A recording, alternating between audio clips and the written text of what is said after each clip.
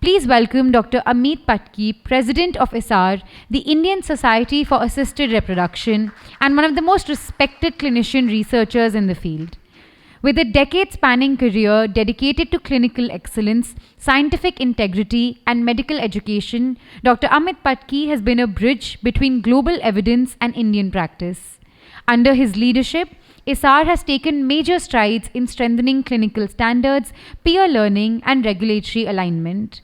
Today, he will share his candid, nuanced take on what's trend, what's truth, and what we must truly chase in assisted reproduction. It's my honor to invite Dr. Patki for his keynote, Chasing Unicorns, the Allure and Reality of Newer Trends in Assisted Reproduction. Over to you, sir.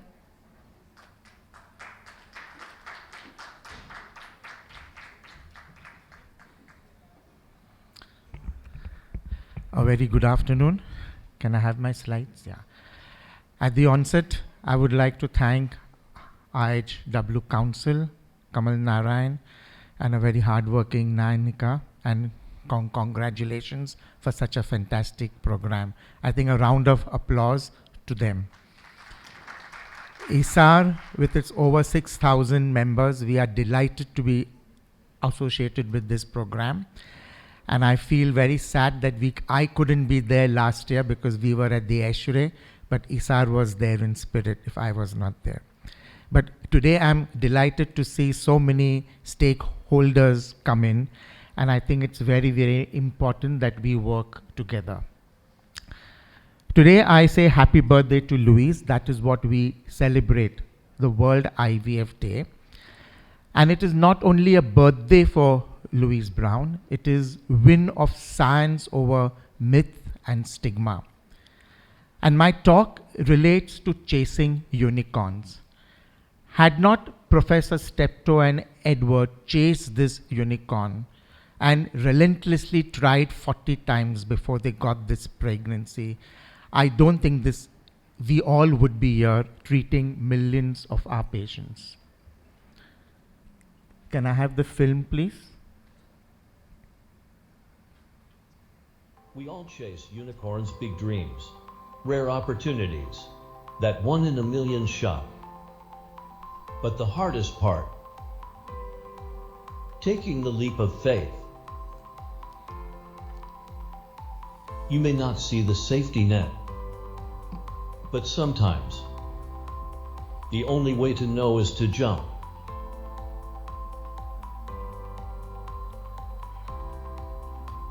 Chase the unicorn. Take the leap. You just might fly.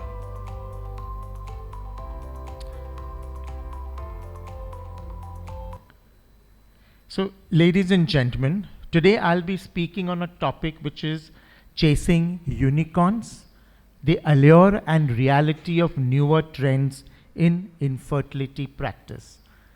Now, what is unicorn? It is a mythical creature, someone amazing, someone hard to catch or find. And I've used this as a metaphor for balancing what should be a dream and what should be a reality in our ART practice. If you look at this graph, it's very evident that there has been a lot of interest in ART practice over the last 15 years. If you look at the number of publications which have surged more than 100 times, we know that there is cutting-edge technology like artificial intelligence, genetic screening, and sperm selection technologies which are sustaining these publications.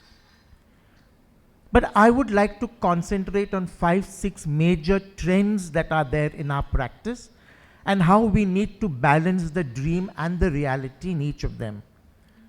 So let's start with luteal phase, the changing perspective in the last 1 decade. Now, I have been one of the first people to start working with some of my senior colleagues on luteal phase defects and insufficiencies. But let's look at this paper of 2012, the Practice Committee of ASRM, which suggested that luteal phase deficiency is known in healthy, normal menstruating women, and it is important for implantation and early embryonic development. and luteal phase deficiency as an independent entity causing infertility had not been proven. However, they suggested that we should be supplementing luteal phase supplements in cases where we suspect luteal phase deficiency. So from 2012, there have been a large number of pharmaceutical companies who have pushed progesterone down as luteal phase supports and for luteal phase deficiencies. 3 years down the line, the same ASRM comes up with another practice committee paper, which is 180 degrees away, which talks of irrelevance of luteal phase deficiency and says that although it is described in healthy menstruating women and associated with other medical conditions, and although progesterone is important for implantation and early embryonic development, luteal phase deficiency to cause infertility has not been yet proven. But what had happened by then, we were all tutored to give luteal phase support, and I think we all know that we gave it in multiple forms, in multiple doses, and in multiple ways. Until maturity set in, because there's always a yin and a yang in any practice, and then the same ASRM comes up with this beautiful paper on diagnosis and treatment of luteal phase deficiency, which states that luteal phase is known in certain risk factors, and only in those patients maybe luteal phase supplementation is necessary. But till date, idiopathic luteal phase has not been proven to cause infertility. The second major thing is this nice paper that came up in 2013, which stated that IUI is not recommended for couples with unexplained infertility, male factor infertility, mild endometriosis, but you could do it for couples where religious, cultural, financial, or social objections to IVF. Now, when you look at these three groups, it almost makes up 50% of all your infertility patients. So what happened? A large group of patients were pushed into IVF. Now, where did they get this nice guidelines? It was based on this pragmatic, randomized, controlled trial by Siladitya, which compared expectant management, clomiphene citrate, and unstimulated IUI in the management of unexplained infertility. Also, a large number of couples who had IVF certainly got pregnant, and they were extremely happy and grateful to the doctors. But not knowing that they didn't need it in the first place, perhaps they would have conceived with a gonadotrophin IUI, which was never considered in these nice guidelines. But by then the damage had already set in, and a large number of unnecessary IVFs had already happened. It was only when Ying Cheong from Southampton came up with this beautiful paper saying, does intrauterine insemination have a place in modern ART practice? And where she vehemently proposed that IUI still has a place in modern ART, and maybe it is the gonadotrophin IUI which can help us in patients of unexplained infertility, mild endometriosis, and male factor. So my question to you, ladies and gentlemen, is, are new trends transformative? Is it always true that when something new protocol, new drug, new device comes up, does it really is earth-shattering? Does it really transform your practice? Or more often than not, these are transient distractions. You start doing it, and after a few years, you realize that it wasn't as good as you thought, and maybe you want to come back into what you did initially. Let's take up PGT-A. This is an emerging technology, certainly very good, designed to exclude aneuploid embryos. But does that mean that you do it for every single patient? Does it mean that if you do PGT-A on every IVF cycle, you will offer a better result to the patient?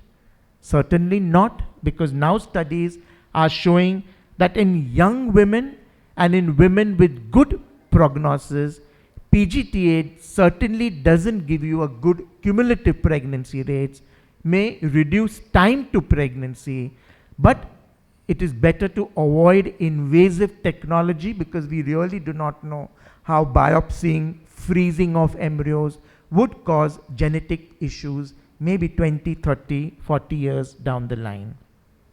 So when you look at this graph, you can see that in women with good prognosis for live birth, a conventional IVF resulted in a cumulative live birth rate that was not inferior to PGT-A. So in young patients with good number of good quality embryos, PGT-A is certainly not going to improve your cumulative pregnancy rates. It does help in patients who are elderly or have had maybe genetic abnormalities or recurrent miscarriages. What about embryo freezing? And what about freeze-all technologies? When we started IVF practice, it was always slow freezing, took hours to freeze one embryo, and we were dissuaded from doing it. But with the advent of vitrification in the last 20 years, it's such an easy process, much, much cheaper. The time is also a fraction of what it took. So we are tempted to freeze. But does freeze all strategies help everybody? Understand that this strategy was devised to bypass hyperstimulation or the ill effects of overstimulation of the ovary. And hence, it was effective in those patients who were at risk of OHSS, where you would prevent a grossly morbid condition of the patient. But when you do it for all, you actually dilute the importance of this technique and maybe bring it bad repute. So initially, it was heralded as beneficial, but understand that it was context dependent and it was only meant for cases where you suspected hyperstimulation or the woman had some medical abnormalities or endometrial issues which prevented you from doing a fresh transfer. So when you look at fresh versus frozen in polycystic patients, you definitely find that the frozen embryo transfer was associated with a higher rate of live birth or lower risk of ovarian hyperstimulation, but also a higher risk of preeclampsia after the first transfer than a fresh embryo transfer. And when you look at fresh and frozen in normal ovulatory women, you find that the live birth rate did not differ significantly amongst ovulatory women with infertility. But of course, the frozen embryo cycle ensured that you didn't have an hyperstimulation even in the low risk category patients. So it was meant for hyperstimulation, but we as fertility specialists expanded its indication and started doing freeze-all for all of them. So when you talk of sustainability and when you talk of green IVF, I think it is wrong to freeze all embryos, subject them to freezing, and then thaw these embryos and use them later, unless if you fear for morbidity in the patient. What about scratching the endometrium? I think it was meant for recurrent implantation failure, but then was used in most cases, and in some countries in Europe, it was mandatory to do the uterine scratch before they did the IVF in the preceding cycle. Until it took a person like Ben Moll to come up with this beautiful review to say it is time to stop scratching the uterus because you would be doing more harm than good in certain cases. What about the role of laser hatching? We had that machine to do embryo biopsies, and then we started doing laser hatching for all, for the elderly, for the PCOS, for the frozen embryo, for endometriosis. For every patient, we found an excuse to go. But now we know that it should not be recommended routinely for all patients, and there is insufficient data till date to suggest, even in those selected patients, that laser hatching actually works or does better for these patients. What about embryo glue? I think most of my embryologist colleague will tell me that it came up as a BIP, but it died down very fast, and nowadays most people would not want to use this embryo glue. I think we are much more educated than to understand that there is nothing like a glue that will help this embryo stick inside the uterus and help us get better pregnancy rates. Innovations are necessary because only then can you improve your success rates, but it is important that you use them in the context that they were supposed to be used and not expand its need and its use in every patient, because then sometimes you actually spoil a good product, a good drug, or a good device because you have indiscriminately used it for every patient. I would like to spend a little time talking on endometriosis because we see a large number of patients. I don't know whether we are seeing a large number of patients or our minds have now awakened to the fact that these patients have endometriosis. Nevertheless, it is a multifactorial challenge, needs tailored approach, and I think this is one place where I think you have to do a patient by patient and you do it for a personalized treatment, because it's not only endometrioma or endometriosis or pain. You have to address the inflammation, the adhesions, and more importantly, if she's interested in having a family, the ovarian reserve that is there in this patient. This chart is a very busy chart. I don't think you should read it.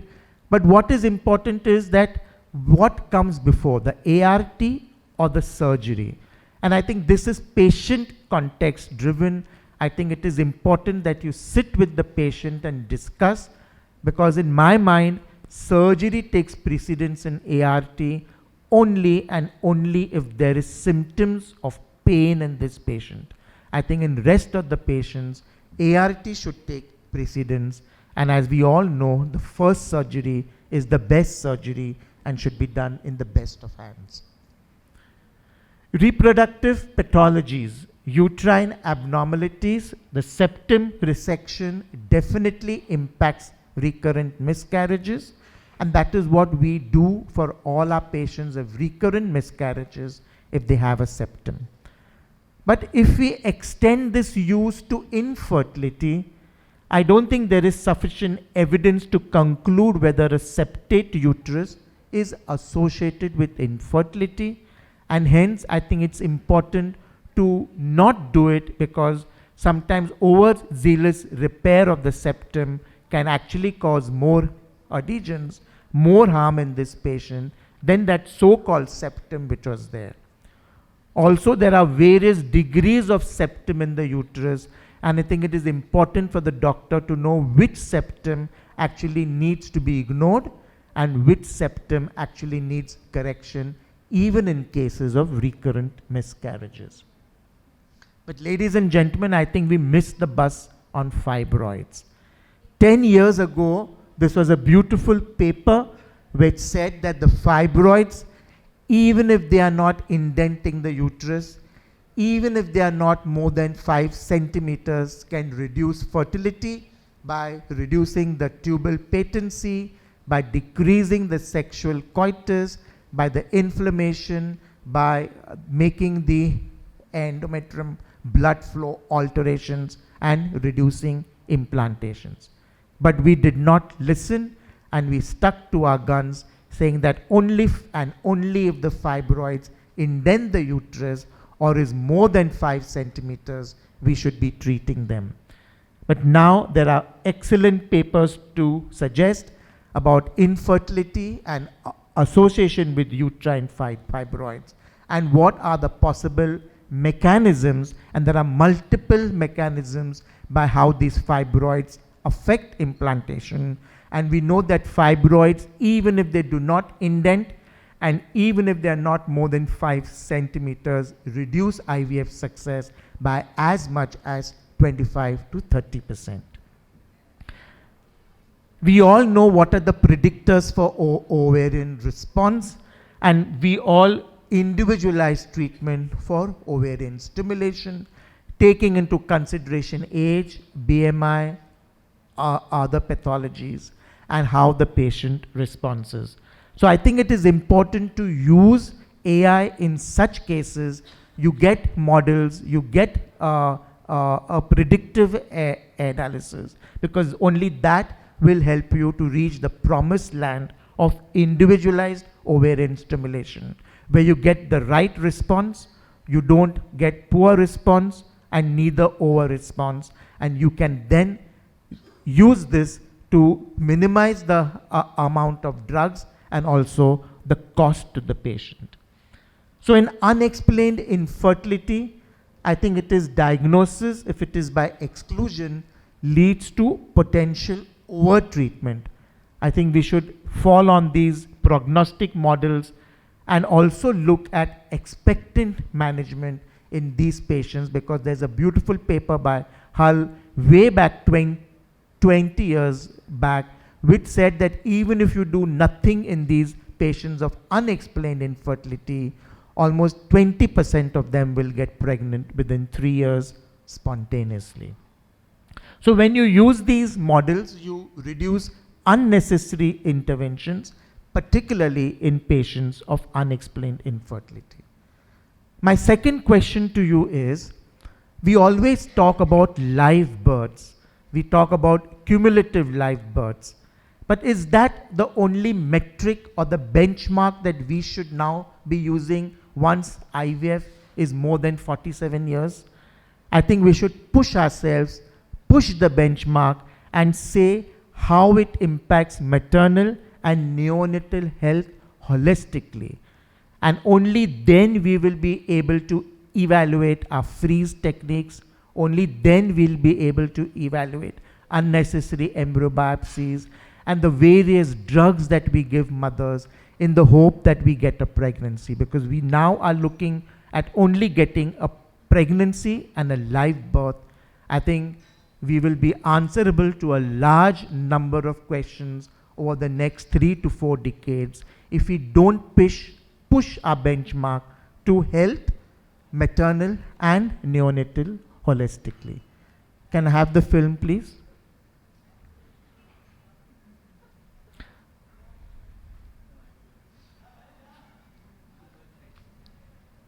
Can I have the film? So ladies and gentlemen, am I telling you that you should not chase your dreams? That you should not chase the unicorn? Of course not. I think if you had not chased the dream, Louis Brown would not be here, and none of us would be here 47 years later. So it is important to chase the unicorn. I don't suggest that there should be a death of the unicorn, because if we kill that dream in all of us, if we kill that creativity in all of us, I think we would be not doing any justice to ourselves and to our patients. So what are we looking at? We are looking at how we can move the benchmark ahead. So when we look at AI, often I get my colleagues telling me that with the advent of AI, it's going to kill us. It's going to kill our embryologists. I don't think so. I think we are, as humans, are very intelligent, and I think we should be making AI our slaves. Use AI to improve our practices, both in clinical and in the lab. And I think it is important that if you use AI, we'll be able to improve outcomes, reduce cost, and positively impact clinical care. The next thing I tell all the research people is to think of infertility where you overcome a complete lack of gametes without donation.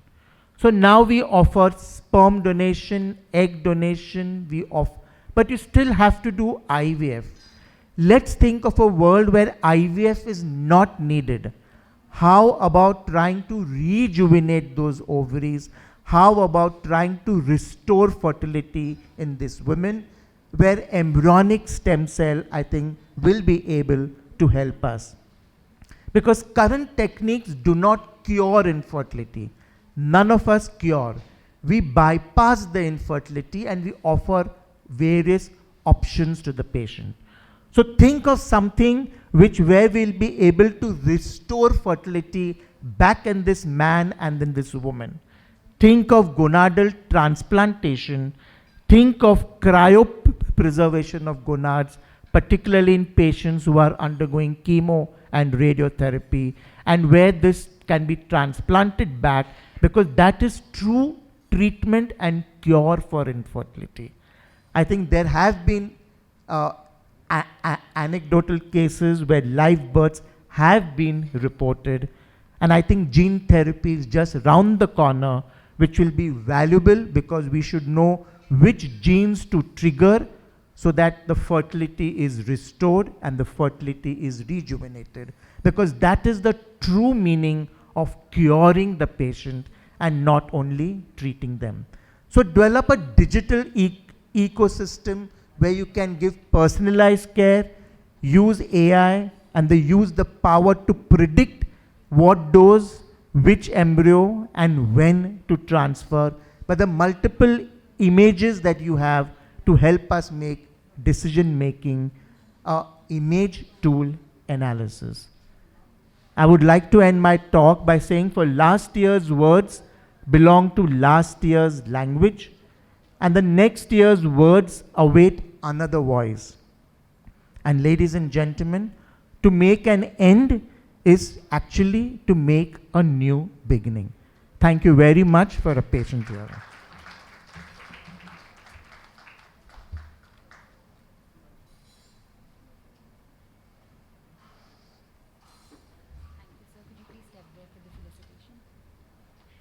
Thank you, Mr. Patki, for your insights. May I please request Mr. Kamal Narayan to felicitate Mr. Patki?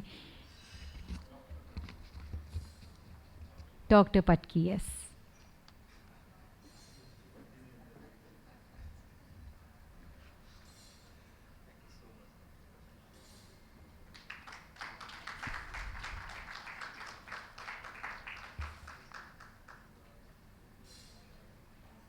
Thank you, Doctor. Thank you, Mr. Kamal.